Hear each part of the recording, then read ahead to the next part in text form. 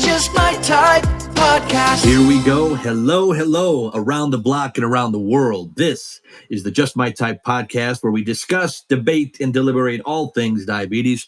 Representing Type 2, that would be me, Dobie Maxwell. Representing Type 1, the vivacious, the effervescent, the always in the know, Sami Parker. We'll get to Sami in seconds. But first, today's episode of Just My Type is sponsored by the Diabetes app. You got a phone, you need this app. It's a free social community app that brings together both Type 1 and Type 2 diabetics, plus their supporters.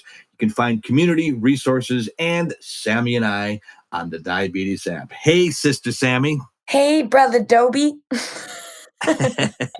Last episode, you were a little bit down, and I want to make sure you're up, so I'm just trying to... We are up and awake and better than ever. Good.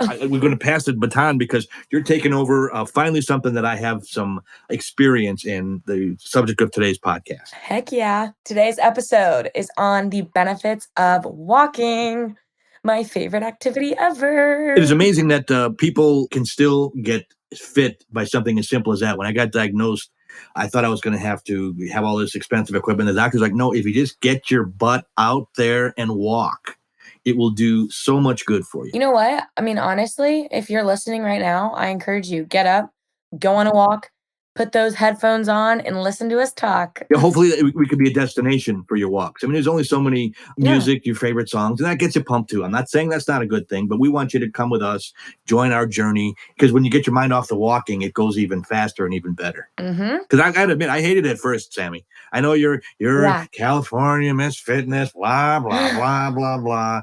I am the lazy bum. We are totally both ends of the scale, the fitness scale. And as a comedian, I have the ultimate transient job.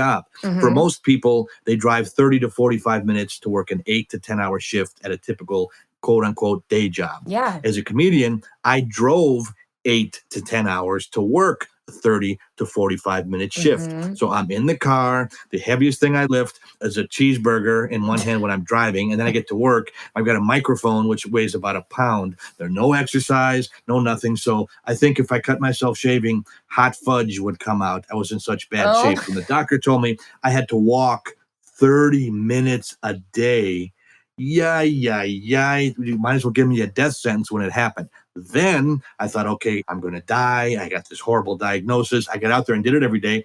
I got to the point where I loved it and I looked forward to it. So that's where I'm going to have you take over because it is awesome. Yeah. Walking every day is addictive. Totally. So something that's interesting is I always loved walking. 3 things I did with walking. Okay, one of them, I just liked being outdoors. I am in California. I know you hate me for saying this, but it's beautiful. I don't. I hate you for so many other reasons, Sami, not just that. I'm glad.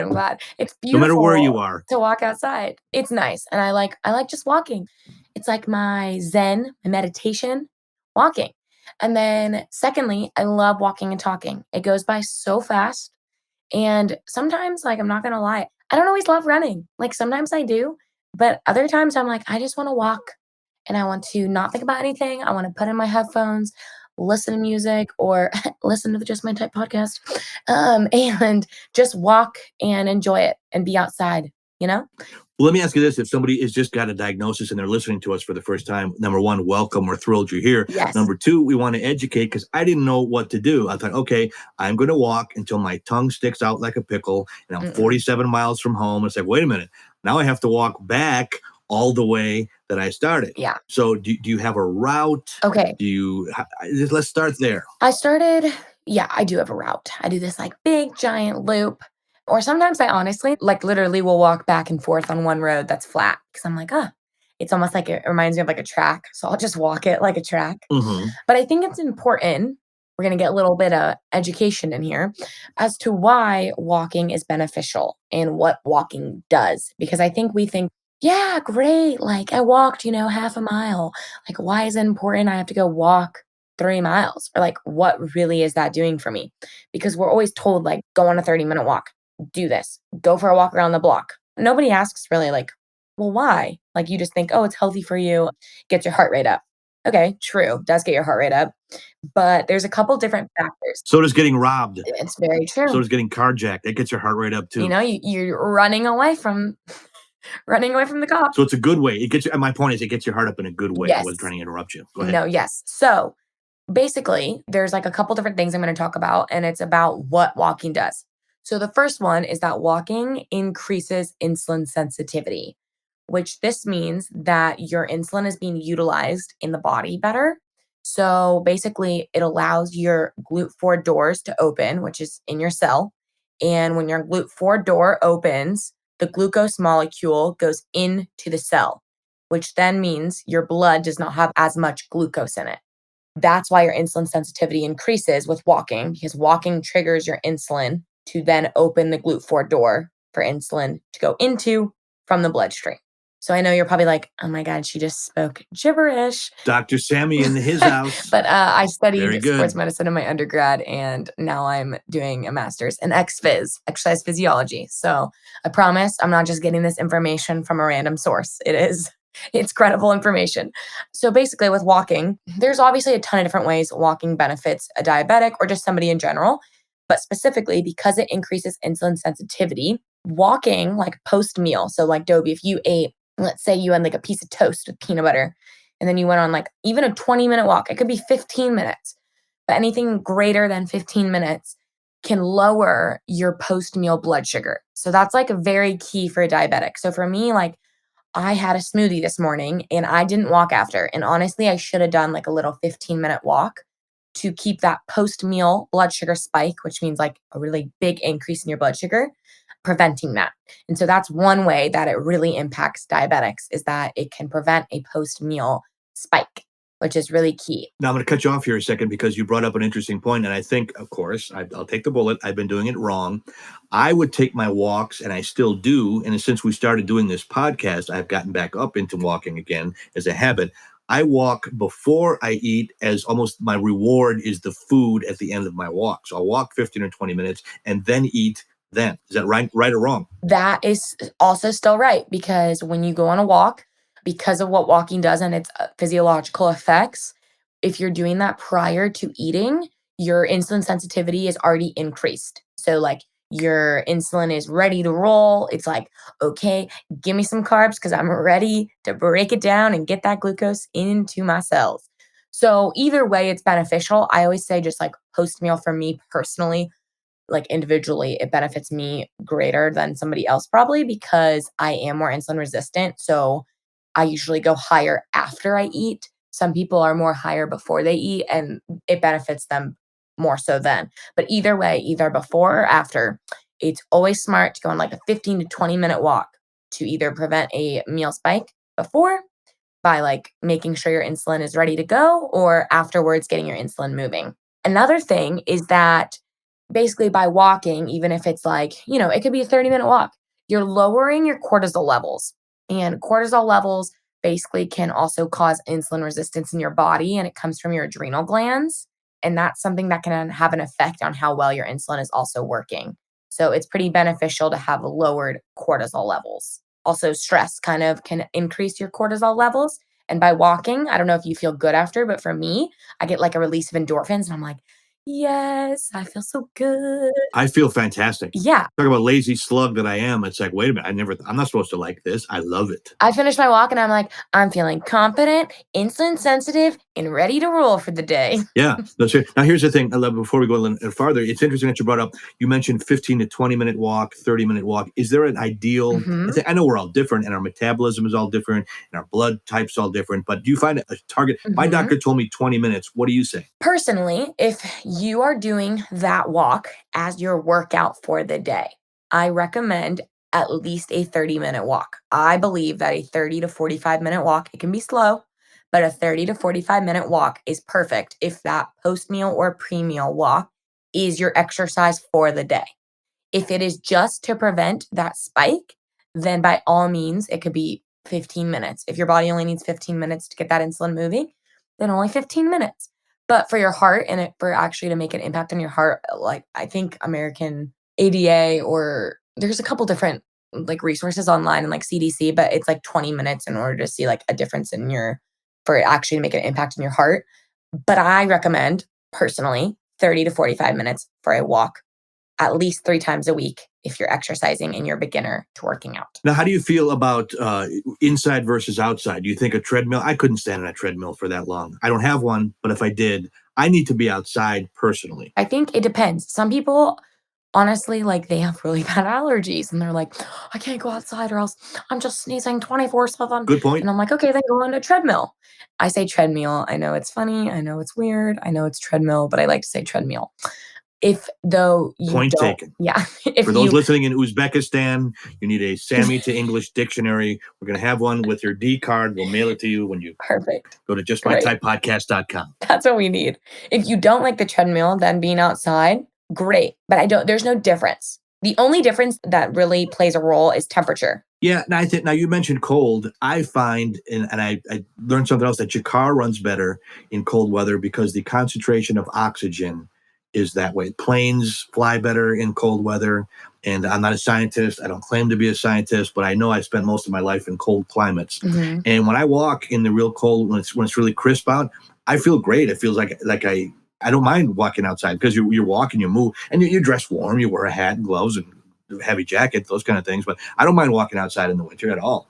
I think something that's interesting is that, like, your blood vessels can dilate. It's called vasodilation. Mhm. And I knew that. way to go, Dobie. I didn't know Dobie's that. got I it. did not Oh, know that. I'm taking the okay. bullet. Sammy's putting out these $10 words from my No, no, 35 no. cent brain, and I'm just bringing people along. As you were saying, go ahead.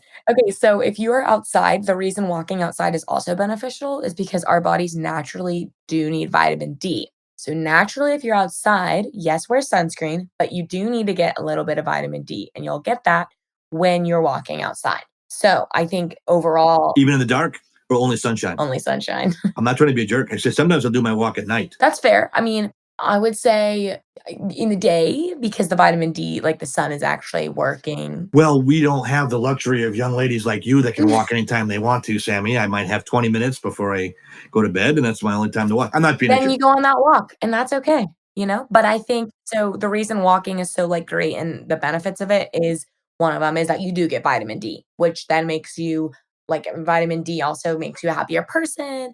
You have more endorphins when you walk, which then having more endorphins causes you to be happier, which lowers your cortisol, and then that causes it's just like the cause and effect constantly with walking. Funny that you bring that up. You said around your house you have the flat surface that you walk in circles. I mean, to me, boredom is a big issue.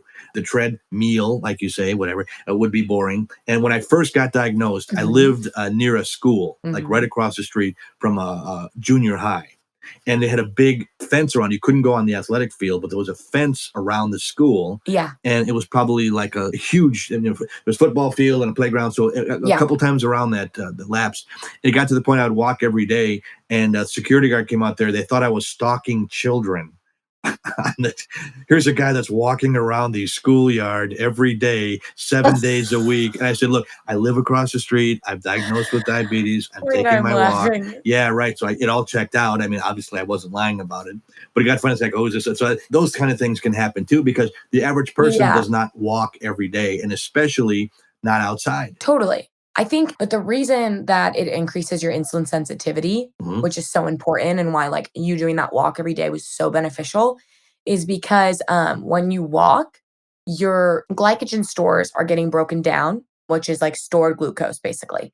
And so then your glycogen stores, which is in your cell, is pulling from the glucose in the bloodstream into the cell and uptaking that into the cell, which is why it takes the glucose out of your bloodstream and causes your blood glucose level to lower. So that's kind of why you're insulin sensitive and why your blood glucose lowers when you walk, because you're burning through the fuel. So then you need more fuel and you're taking that from your blood sugar.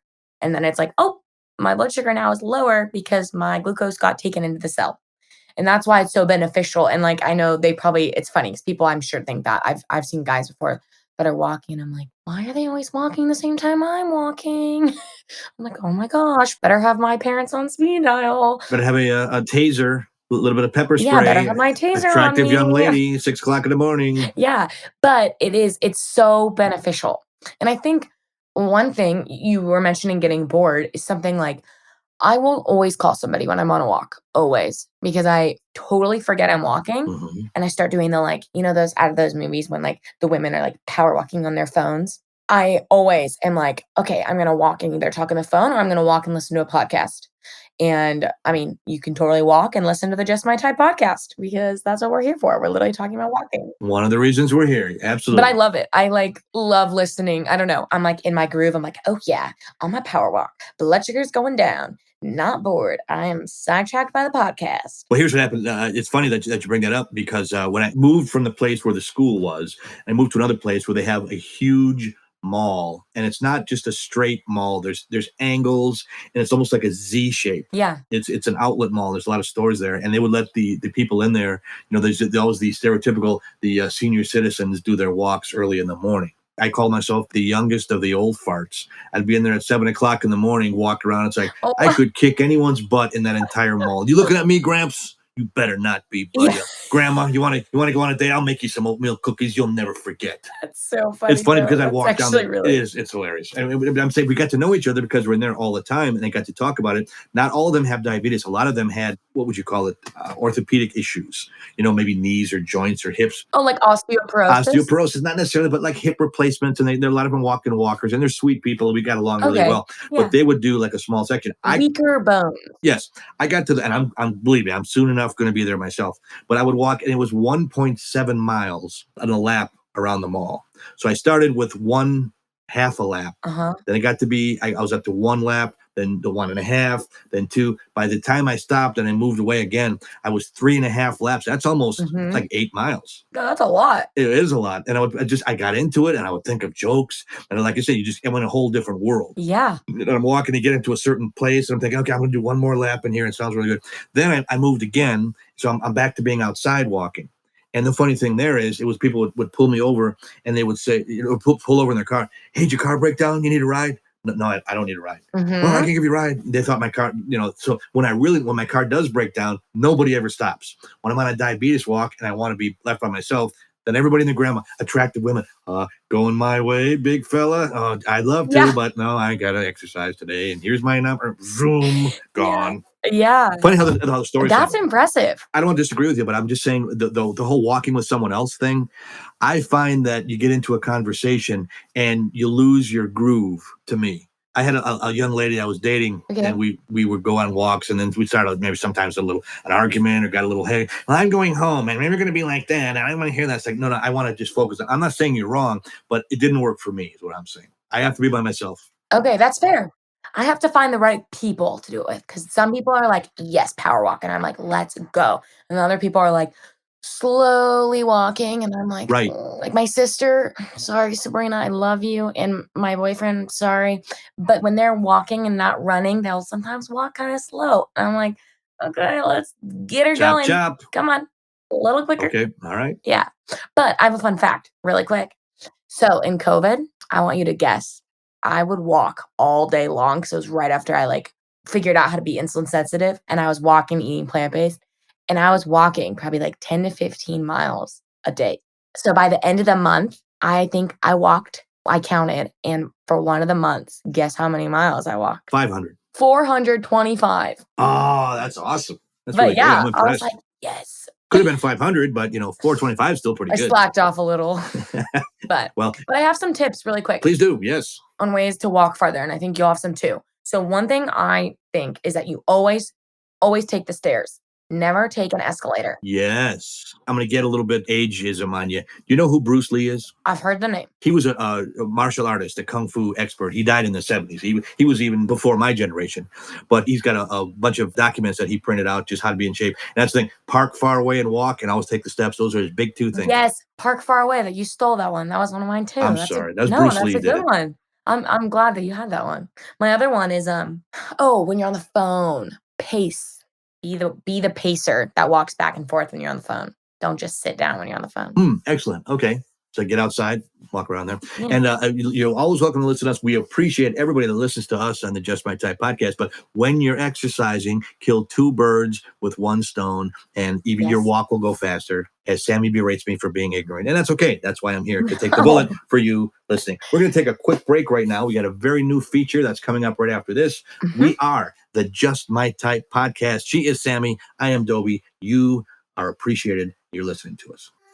The Diabetes app is an online community platform that was created to help people living with diabetes find support and information in one spot. And on the Diabetes app, you can join groups and connect with other people all over the world who are also living with diabetes. I mean, for me, whenever I have a bad day, I find myself scrolling through the mental wellness group just to reassure myself that I'm not alone. The Diabetes app has a resource section where you can find articles, recipes, tips, and tricks for managing your diabetes. Download the Diabetes app today and connect with us right on the app. DietStrong is an online telehealth platform that connects you to medical and holistic professionals to help you manage your diabetes. Find registered dietitians, nutritionists, certified diabetes educators, and more without the hassle of having to go into a doctor's office. Wait. You mean a lazy bum like me can have appointments right from my computer? Sign me up. That's right, Dobie. And this week, our listeners can use promo code JMT25 for 25% off their first visit. Yeah, don't try to cheat and go to JMT26 because you're not going to get 26. It's 25. Go to www.diastronghealth.com. That's www.diastronghealth.com. Back we are like a bad penny. We are the Just My Type podcast. I'm Sammy. He's Dobie. She's Dobie. I don't know what my blood just took a little dip there. It's okay. Sammy, we got a new feature we're going to put in today, and this is one I really like because it shows we have listeners. Yes. Tuesday's testimonials. So basically, we had some great feedback from you guys, and we want to share and spotlight some of our, I guess you could say, quote unquote fans. Well, you know what? You're always welcome to feedback, and you don't have to be, it's nice if you like us, but if you don't, let us know because we want to improve. We want to make this, nobody can please everybody. Best way to please nobody is to try to please everybody, but we're going to try anyway, is to make this. Yeah, me and Dobie have thick skin, I swear. I have skin as thick as a watermelon. I've been in comedy clubs my entire life. If you want to talk to me, I can take it. My skin's so thick, I have to finger prick myself on level 7. Wow, I can't top that. That was my epic joke fail. See, this is why I'm not the comedian and you are. Oh, it's okay. Believe me, I've been in your shoes many times. We have a ton of responses. We really appreciate them. Go ahead. Okay, so our first response that we had was from Katie. Katie, thank you also for allowing us to share your name because it helps us out. But Katie said that hers was talking about the diabetes card. And she said that the best time she used her diabetes card was in 7th grade. She ran track and they were trying to have her do a warm-up 3-mile run around the neighborhood of her school. And Katie said that she's not a long-distance runner. So she said her blood sugar was low and she couldn't run it. And they immediately were like, "You're totally fine. Just wait here and we'll be back in 20 to 30 minutes. Katie said, quote unquote, "I felt so proud of myself for literally escaping physical activity. Also, I'm a type 1. So I just thought that was funny. Also iconic because we just talked about going on walks. But that's how Katie used her diabetes card. So we love it. Share your diabetes card with us, your stories. Yay, Katie. Appreciate that very much. Here, this is from Jennifer. Jennifer writes in, I am a single mom and my son is a type 2 and he's 14. And we found it really hard after his diagnosis, especially for him at school with diet and everything. And it's so fun to listen to your podcast. We both listen together. His name is Ryan, is her son. Oh. And I like your have fun, don't make fun, because we had some laughs and we learned something at the same time. So keep it up. We're going to be regular. So thank you, Jennifer. Thank you, Ryan. Oh, that's very sweet. Okay, I have one from Hudson. Hudson said he was diagnosed at the age of 5 way back in 1974. And yes, he goes 48 years ago. All I know is that I'd been ill for a couple of weeks, the usual stuff. My parents were told I had a virus and to keep me up on fluids and had passed. And then his dad took him to the ER and he slipped into a diabetic coma and left the hospital later with a type 1 diagnosis. And needles were big. We had no way of testing blood sugar. Insulin was beef or pork based at the time. Mm-hmm. Wow, that's interesting.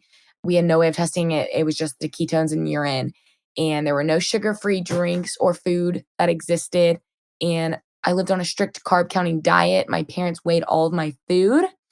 But here I am at the age of 53, fit, healthy, using an insulin pump and CGM. I have a A1C of 6.3. So far, I have no other medication requirements. I run, walk, lift weights, and work as a sales director. Rocket Hudson, welcome to the club, brother. Setting a good example. Wow. This is one. Here is one from a friend of mine. This is not a ringer. I didn't even know he's going to be listening. His name is Joey Callahan. He's a comedian from Philadelphia, Pennsylvania. We've been friends for a long time, and he's a cancer survivor. And now we found out he's pre-diabetic. So on my social media, we'll tell you how to get to our social media. But on my social media, I put it out, hey, I got this co-host gig with a really sharp young lady, podcast, diabetes. And he said, I listened to you, and if it stunk, I wasn't going to tell you. And he said, I loved your diagnosis episode. He goes, it's like the Grinch. It's 4 sizes. Yes. We grew 4 sizes, but instead of a heart, it's a testicle.